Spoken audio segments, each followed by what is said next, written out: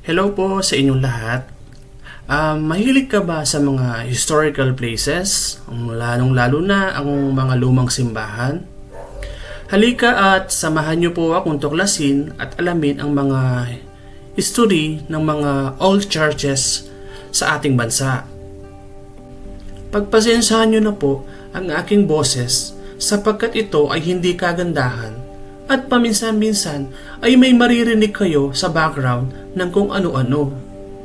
Wala po kasi tayong kagamitan para mapataas ang quality ng voice-over. Kaya kayo na po ang bahala magpasensya.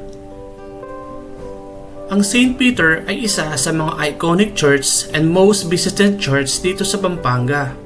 At itinayo ito noong 1641 ng mga Fraileng Agustinian.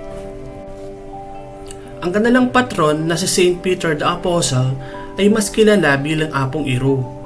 At dito din ginaganap ang Pluvial Parade or pagdiriwang sa ilog na kasali ang iba't ibang bangka at sikat ito sa lugar na minsan ay dinarayo pa ng mga taga-ibang lugar para makisaya sa taunang piyesta na ginaganap sa araw ng 28, 29 at 30 sa buwan ng Hunyo. At alam nyo ba ang style ng simbahan?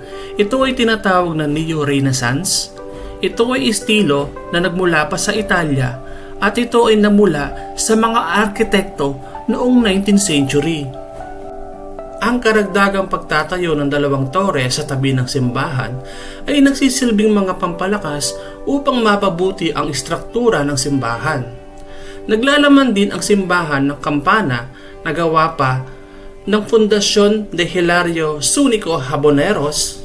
Sila lang naman ang sikat na bell maker sa Old Manila noong 1865. Konting trivia lang tayo, no? Noong Hulyo 22, 2017, inilagay sa parokya ang banal na relic ni San Pedro. At ang banal na relic ay isang piraso ng mga buto ng mga labi ni San Pedro at ang Apostolic Church ay ang tanging simbahan na may relic ni San Pedro maliban sa St. Peter Basilica sa Roma. Hanggang dito na lang muna tayo mga kabalen. Sana ay nagustuhan po ninyo at baka pwede naman maglambing. Pa-like and subscribe na din po kung gusto nyo ang mga ganitong content. Salamat at see you sa next video. Bye!